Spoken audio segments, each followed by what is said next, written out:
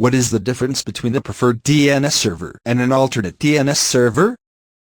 Domain name system servers, usually abbreviated as DNS servers, act as a type of network directory service that translates friendly, plain language URLs into numeric IP addresses for computers and other devices to use.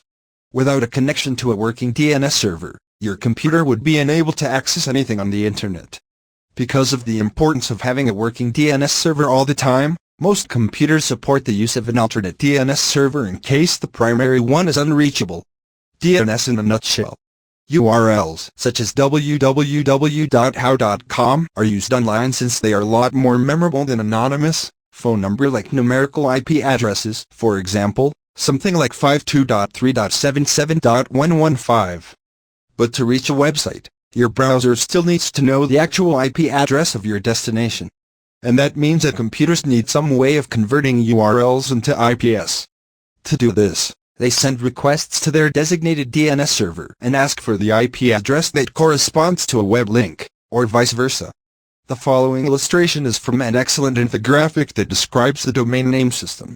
This simplified diagram explains how DNS servers work. Why doesn't your computer just maintain the DNS list on its own?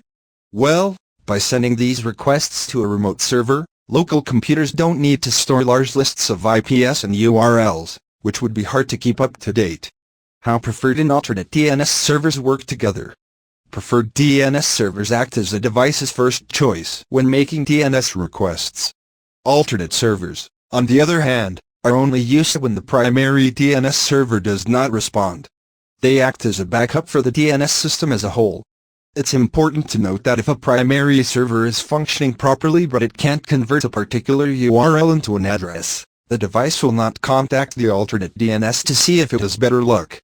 This is because primary and alternate DNS servers share the same data. The benefits of alternate DNS servers. The main benefit of running two DNS servers is increased robustness. The presence of an alternate DNS means that a single DNS server failure does not prevent clients from accessing web pages.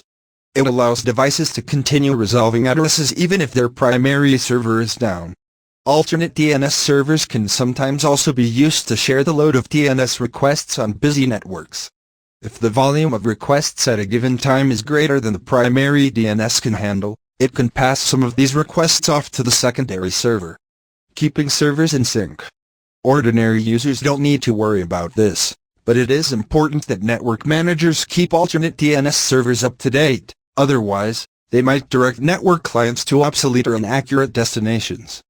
Primary servers typically keep the master copy of the address data, which is transferred between the servers using a mechanism known as DNS zone transfer. This system automatically sends updated records from the primary server over to the alternate to keep them in sync. However, zone transfers increase load on the network, so they are occasionally performed in stages or overnight.